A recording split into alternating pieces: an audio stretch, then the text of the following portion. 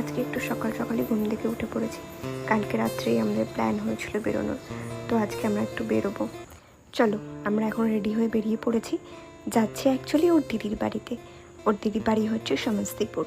এখান থেকে মানে আমাদের মধুবনী থেকে ওদের বাড়ি দিদির বাড়িতে যেতে মিনিমাম 2.5-3 ঘন্টা লাগে। অনেকক্ষণ ধরেই আশেপাশে এই ক্ষেত আর বাগান দেখছিলাম, তো একটু নামলাম, নেমে একটু দাঁড়ালাম। এত ভালো লাগছিল ওখানে। যেতে আমাদের 3 ঘন্টা লাগবে দিদির বাড়িতে, তবে এই আশেপাশের এই ক্ষেত বাগান, এই গাছপালা, এগুলো দেখতে দেখতে না একটুও বোর হচ্ছি না।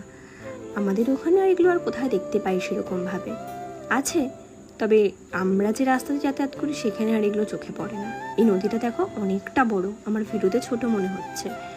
আমরা দিদির বাড়িতে পৌঁছে গেছিলাম অনেকক্ষণই। ওখানে গিয়ে 2-3 ঘন্টা কাটানোর পর আমরা আবার রিটার্ন চলে আসি, কারণ আমাদের ফিরতে হবে এতটা রাস্তা। ও ততক্ষণে জিজাজির কাছ থেকে ভালো করে রাস্তাটা বুঝে নিচ্ছিল কি করে আসতে হবে। हथौड़ी कोठी से सीधे चले जाएंगे दरभंगा पहुंच जाएंगे। तो हमको समझ दरभंगा पहुंच जाएंगे, फिर वहां से सब्जी पकड़ लेंगे। দেখেছো কতটা রাত হয়ে গেছে। একটু ভয় ভয় করছে ঠিকই, তবে 10টার মধ্যে পৌঁছে যাবো।